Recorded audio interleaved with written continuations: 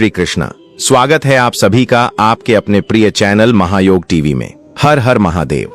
दोस्तों, अगर आपने यह जानकारी प्राप्त कर ली तो इसमें आपका ही फायदा है, क्योंकि ज्योतिषीय मान्यताओं के अनुसार ग्रहण का प्रभाव व्यक्ति की राशि, मानसिक स्थिति, धन संपत्ति, नौकरी, व्यापार, विवाह और संतान से जुड़े मामलों पर सीधे तौर पर पड़ सकता है। जहां कुछ राशियों के लिए यह चंद्र ग्रहण नई तरक्की, धन लाभ और सफलता के द्वार खोल सकता है, वहीं कुछ राशियों को इस दौरान विशेष सावधानी बरतने की जरूरत हो सकती है। यानी किसी के लिए रक्षाबंधन और श्रावणी पूर्णिमा का यह चंद्र ग्रहण किस्मत बदलने वाला अवसर बन सकता है, तो किसी के लिए यह सावधानी का संकेत भी हो सकता है। तो आखिर कौन सी वे 6 राशियां हैं जिनकी किस्मत चमकने वाली है और उनके पास इतना धन आने वाला है कि आने वाली 17 पीढ़ियां घर बैठकर खा सकती हैं? सीधी सी बात, करोड़पति बनने का एक महा मौका आया है। क्या आप चौंक गए? लेकिन यह पूरी तरह सच है अगर आप वास्तुशास्त्र और ज्योतिष में विश्वास रखते हैं। आज हम विस्तार से जानेंगे कि वे कौन सी 6 राशियां हैं जिन्हें धन, सफलता, पद प्रतिष्ठा और तरक्की के शुभ संकेत मिल सकते हैं, और किन राशियों को इस चंद्र ग्रहण के दौरान बेहद सावधान रहना होगा। साथ ही रक्षाबंधन के पावन पर्व के दिन चंद्र ग्रहण के दौरान क्या करना चाहिए और किन कामों को भूलकर भी नहीं करना चाहिए। इन सभी महत्वपूर्ण सवालों के जवाब आज की इस विशेष वीडियो में आपको पूरे विस्तार से मिलने वाले हैं। इसलिए इस वीडियो को बिना स्किप किए अंत तक जरूर देखिए, क्योंकि हो सकता है आपकी राशि भी उन खास राशियों में शामिल हो जिनके लिए यह चंद्र ग्रहण बड़ी खुशखबरी लेकर आने वाला है और आपको पता ही नहीं है कि धन कहां से आने वाला है, किन राशियों के पास आएगा और किन राशियों के पास नहीं आएगा। यह धन किसी के नाम से नहीं बल्कि राशियों के दिव्य योग से मिलेगा। कहां मिलेगा, किस तरह से मिलेगा, किस क्षेत्र में सफलता मिलेगी, सब कुछ आपको इसी वीडियो में विस्तार से बताऊंगा। दोस्तों, 28 अगस्त 2026 रक्षाबंधन और श्रावणी पूर्णिमा के दिन सावन के पवित्र महीने में यह भयंकर चंद्र ग्रहण आपके पूरे जीवन की रेखा को बदलने के लिए आया है। कुछ लोग इस ग्रहण के बाद से मिठाइयां लेकर बांटेंगे, लेकिन वहीं कुछ लोग अपने जीवन का रोना रोने वाले हैं। इस ग्रहण काल के बाद से तो आपको बिल्कुल ही सावधान हो जाना है। आज की इस वीडियो में बहुत ध्यान से हर एक बात को बड़े धैर्य से सुनिएगा। 10 से 15 मिनट का समय निकालकर इस वीडियो को ध्यान से देख लीजिए। अपने पूरे परिवार के कल्याण और सुख समृद्धि के लिए इस वीडियो को आपको सुनना ही होगा। भगवान भोलेनाथ और चंद्रदेव की इस वीडियो को सबसे पहले लाइक करके कमेंट सेक्शन में हर हर महादेव और जय चंद्रदेव जरूर लिखिए, ताकि आपकी राशि पर इसके कुप्रभाव से आप बच सकें। और क्या उपाय आप इस दिन कर सकते हैं, कैसे अपनी राशि पर इसके दुष्प्रभाव को कम करके सकारात्मक ऊर्जा में बदल सकते हैं, ये सब हम बारीकी से जानेंगे।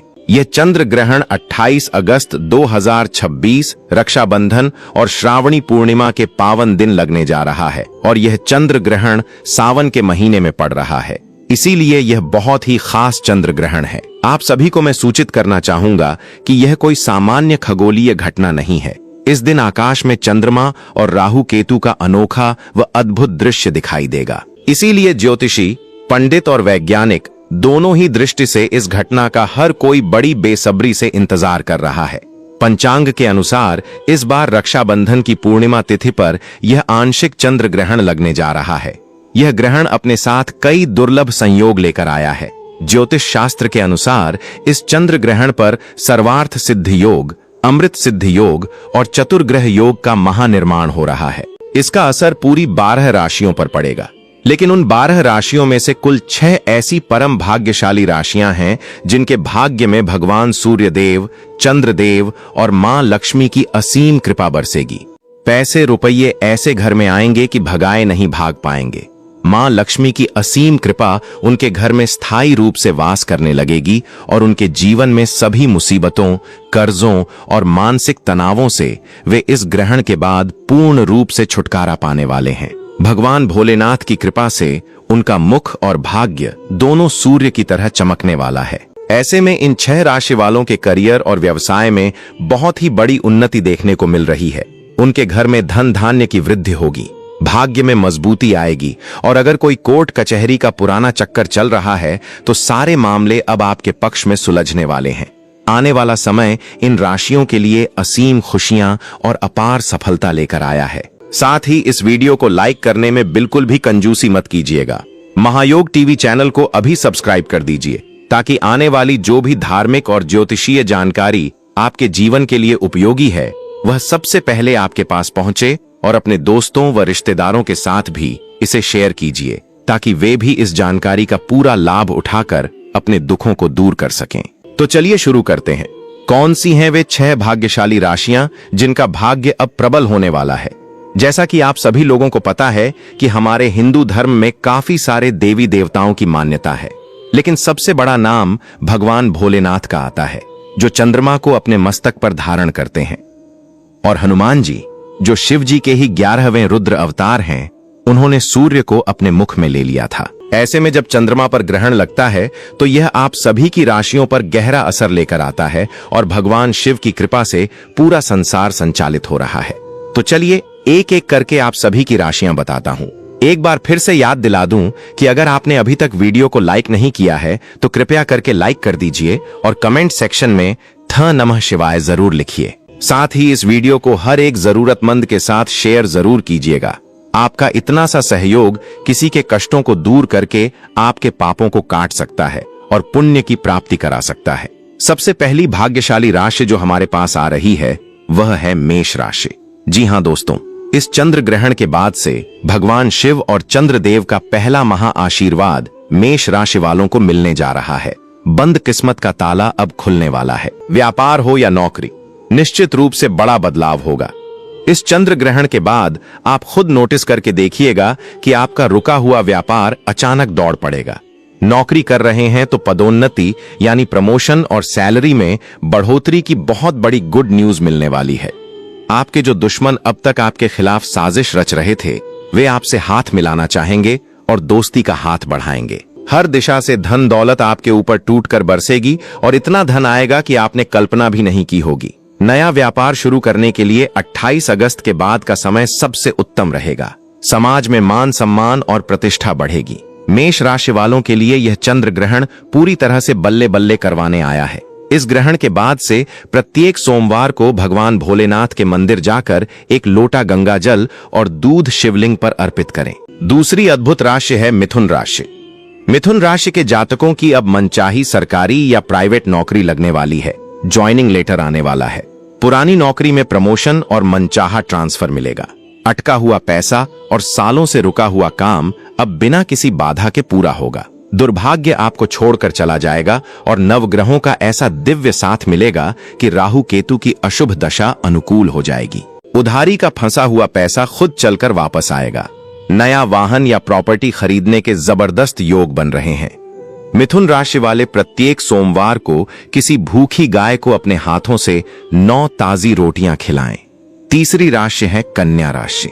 चूंकि यह ग्रहण आपकी राशि के आसपास बड़ा प्रभाव डाल रहा है, इसलिए कन्या राशि के जातकों पर भगवान शिव की कृपा तो बरसेगी, लेकिन कुछ सावधानियां भी रखनी होंगी। गुप्त शत्रुओं से थोड़ा संभल कर रहें, और आंख बंद करके किसी अनजान पर भरोसा न करें।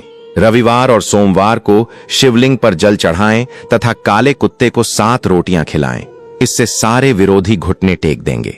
विदेश यात्रा, विवाह के रिश्ते और संतान प्राप्ति के लंबे समय से रुके हुए योग अब पूरी तरह खुलने वाले हैं। अगर आप अपनी जन्मतिथि के अनुसार सटीक उपाय और कुंडली विश्लेषण जानना चाहते हैं तो कमेंट बॉक्स में अपना नाम, जन्मतिथि, जन्म स्थान और राशि जरूर लिख भेजें।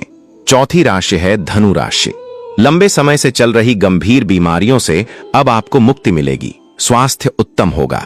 प्रॉपर्टी का अटका हुआ सौदा भारी मुनाफे के साथ पूरा होगा। शेयर मार्केट या बाजार में अटका हुआ पैसा वापस मिलेगा। हालांकि इस समय किसी को नया बड़ा उधार देने से बचें। समाज में प्रतिष्ठा बढ़ेगी तथा शनि की ढैया या राहु के दोषों से मुक्ति मिलेगी। पांचवी राशि है वृश्चिक राशि। आपका पारिवारिक जीवन खुशहाल और सुखद होगा। नए वाहन और आलीशान मकान के योग बन रहे हैं। आत्मविश्वास बढ़ेगा। करियर व कारोबार में दिन दूनी रात चौगुनी तरक्की होगी। चंद्रदेव और सूर्यदेव को प्रसन्न करने के लिए जल में लाल फूल, थोड़ी सी हल्दी, कुमकुम और अक्षत डालकर प्रतिदिन अर्घ्य दें। छठी राशि है मकर राशि। घर में नया सदस्य जुड़ सकता है। विवाह के शुभ योग बनेंगे। लव लाइफ में मधुरता आएगी और करियर में बड़ी विदेशी अपॉर्चुनिटी मिलेगी।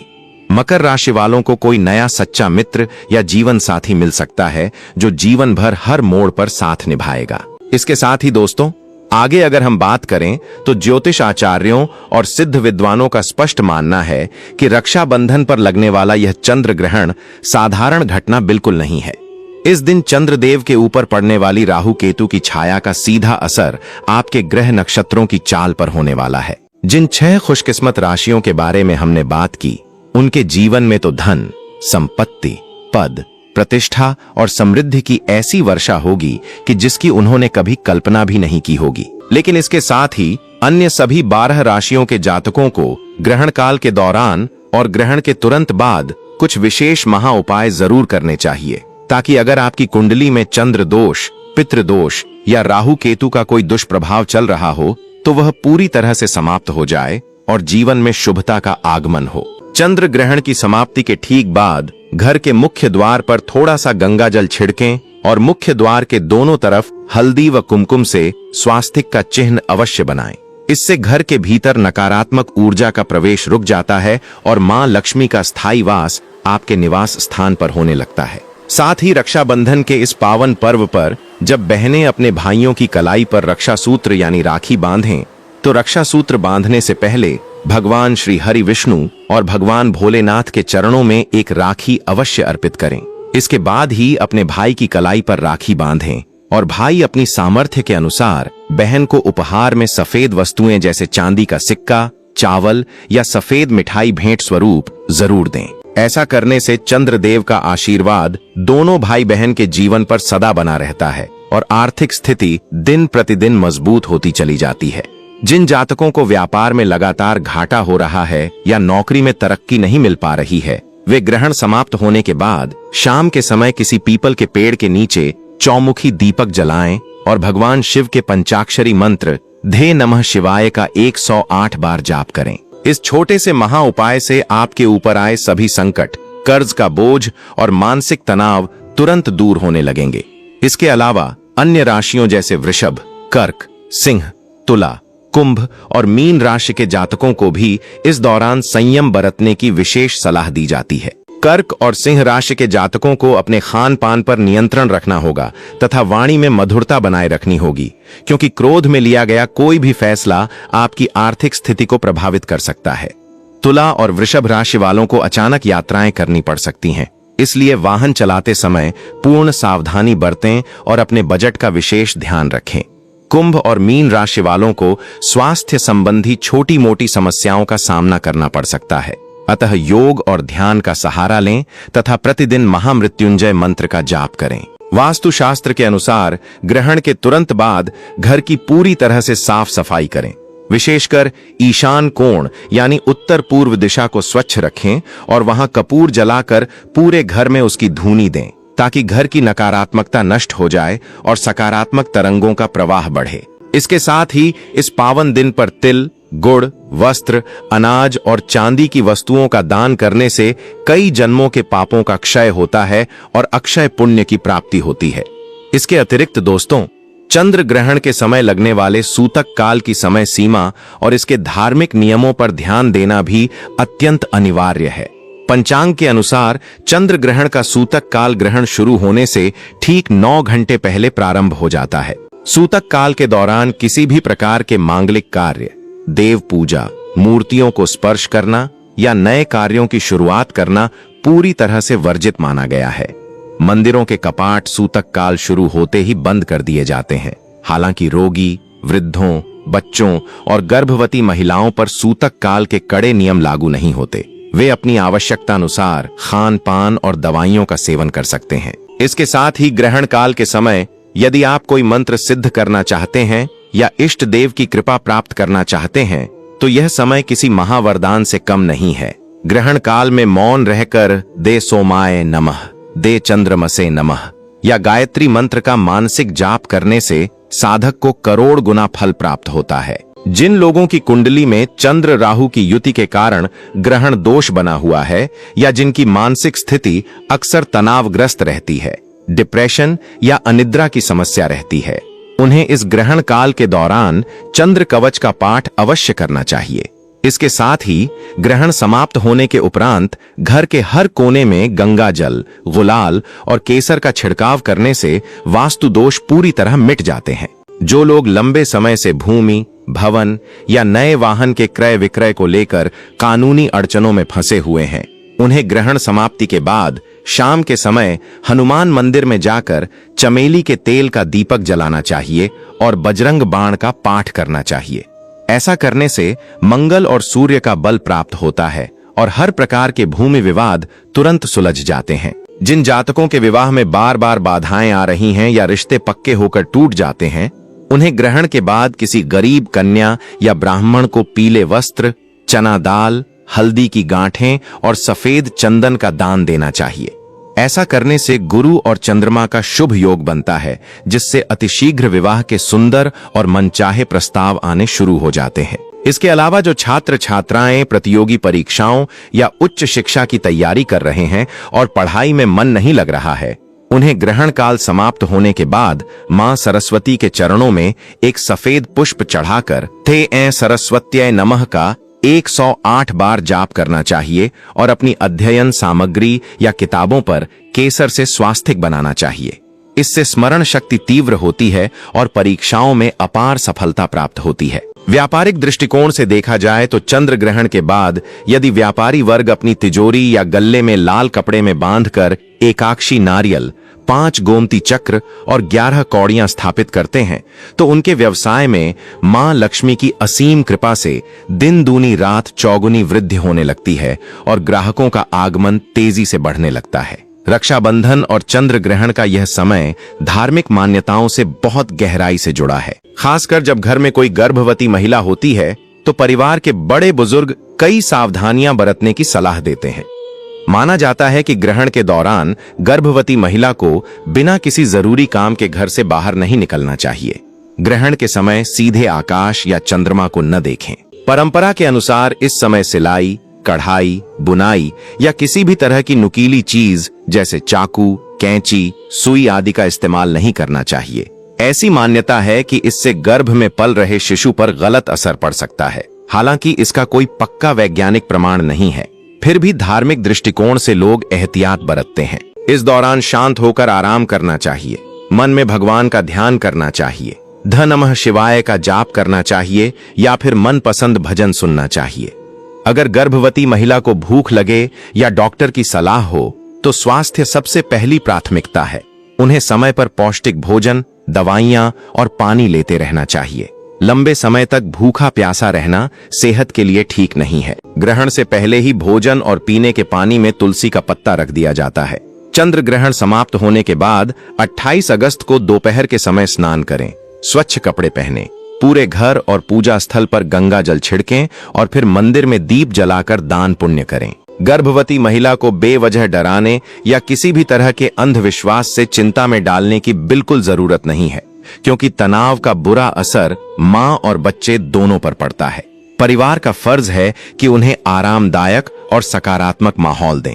यदि कोई शारीरिक परेशानी जैसे पेट दर्द या चक्कर महसूस हो तो तुरंत डॉक्टर से संपर्क करें।